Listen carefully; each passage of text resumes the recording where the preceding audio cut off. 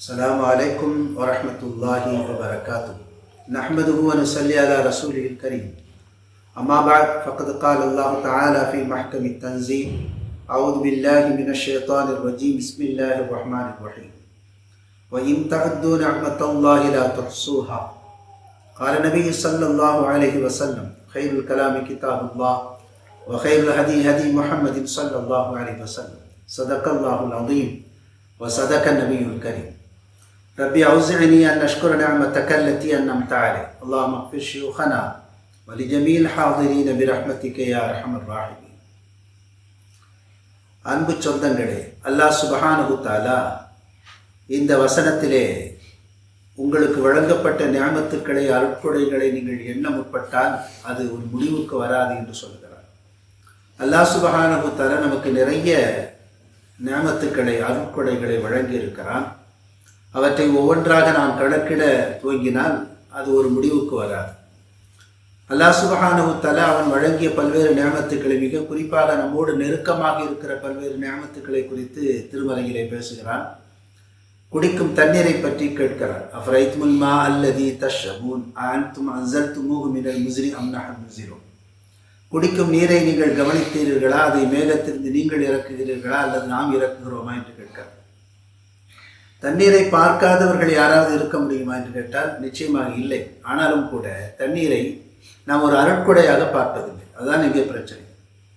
தண்ணீர் மனிதனுடைய வாழ்க்கையிலே மிக முக்கிய தேவையாக இருக்கிறது. அவன் உடலிலே அதிகப்படியான இடங்களை தண்ணீர் ஆக்கிரமித்திருக்கிறது. தண்ணீர் பலவிதமான நோய்களை குணப்படுத்துகிறது. அந்த தண்ணீர் கெட்டு போய்விட்டால் பல நோய்களை உருவாக்குகிறது. தண்ணீர் குடிக்கும்போது அதிலே மூச்சு விடக்கூடாது என்று நபிகள் நாயகம் ஸல்லல்லாஹு அலைஹி வஸல்லம் அவர்கள் சொன்னார்கள். அப்படி மூச்சு விட்டால் அது விஷமாக மாறிப்போய் விடுகிறது, மனிதனுக்கு தீங்கிழைக்கும் என்று சொன்னார்கள். நபி ஸல்லல்லாஹு அலைஹி வஸல்லம் ஒரு தண்ணீர் குடிப்பதாக இருந்தால் குறைந்தபட்சம் 3 முறை எடுத்து குடிப்பார்கள். அது அவருடைய வழக்கம். ஏனென்றால் அந்த மூச்சு காற்று அந்த குடிபானத்திலே போய் சேர்ந்து விடக்கூடாது என்கிற எச்சரிக்கையின் காரணமாக நாமும் அப்படித்தான் தண்ணீர் கொடுக்க வேண்டும். அதுபோல் அல்லாஹ் சுப்ஹானஹு தஆலா இன்னும் பல்வேறு நியாமத்துக்களை நமக்கு தந்திருக்கிறான். கண் ஒரு மிகப்பெரிய நியாமம். அந்த கண் இல்லாவிட்டால் உலகத்தை பார்க்க முடியாது, பொருட்களை பார்க்க முடியாது, நடக்க முடியாது, நாம் விரும்புகிற இடத்திற்கு செல்ல முடியாது. கண் என்பது ஒரு பெரிய விஷயமாக இருக்கிறது. மதீனாவிற்கு வந்த புதிதிலே நபி ஸல்லல்லாஹு அலைஹி வஸல்லம் சல்மான் அப்படிங்கிற ஒரு தோழரையும் அபூதர்தாங்கிற ஒரு தோழரையும் இணைச்சு வச்சாங்க. சில மக்கள் மக்காவிலிருந்து புலம்பெயர்ந்து வந்தார்கள். அவர்கள் முஹாஜிர்கள். மதீனாவை தாயகமாக கொண்டவர்கள் அன்சாரிகள்.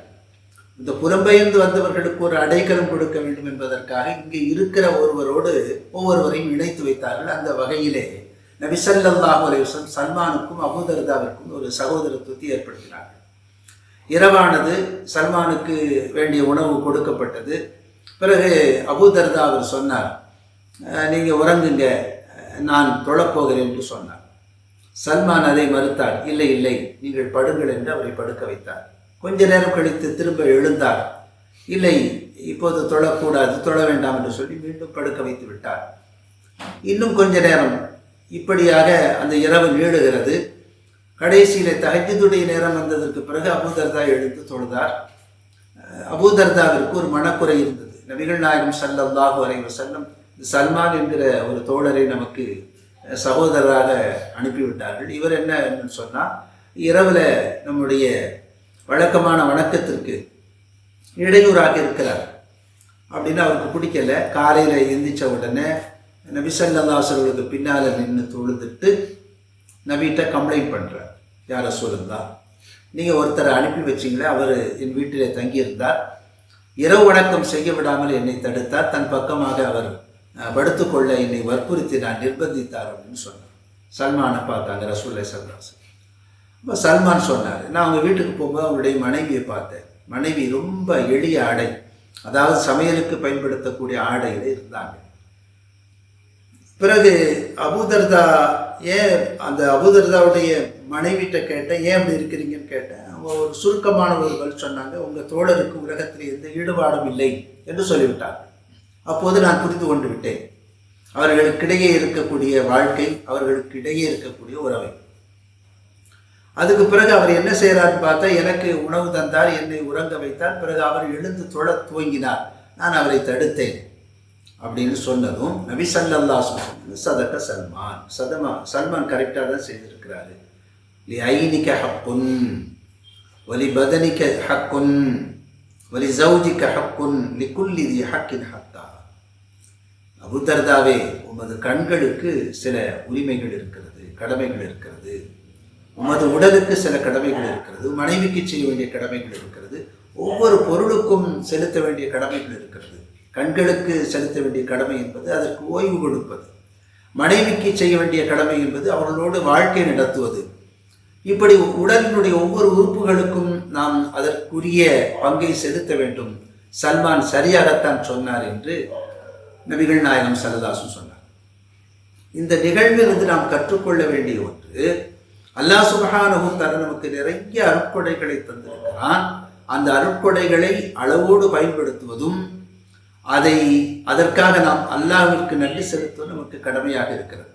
சில பொருட்கள் தேவையில்லை என்று நாம் உதறிவிடக்கூடாது. உதாரணமாக ஆரோக்கியம் தேவையில்லை என்று, அல்லது உடல் உறுப்புகளை கவனிக்காமல் இருக்கக்கூடாது, எதையும் நாம் அலட்சியப்படுத்தக்கூடாது. ஒவ்வொன்றுமே நியாமத்தாக அருட்கொடையாக இருக்கிறது. மறுமையில் அவை குறித்து நிச்சயமாக நமக்கு விசாரிக்கப்படும். நிச்சயமாக உங்களுக்கு வழங்கப்பட்ட அந்த அருட்கொடைகளை பற்றி நீங்கள் விசாரிக்கப்படுவீர்கள் என்று அல்லாஹ் சுப்ஹானஹு வ தஆலா ஒரு வசனத்திலே சொல்லுகிறார். எனவே அல்லாஹ் சுப்ஹானஹு வ தஆலா வழங்கி இருக்கக்கூடிய அருட்கொடைகள் முறையாக பயன்படுத்த வேண்டும், அதற்கு நன்றி செலுத்த வேண்டும்.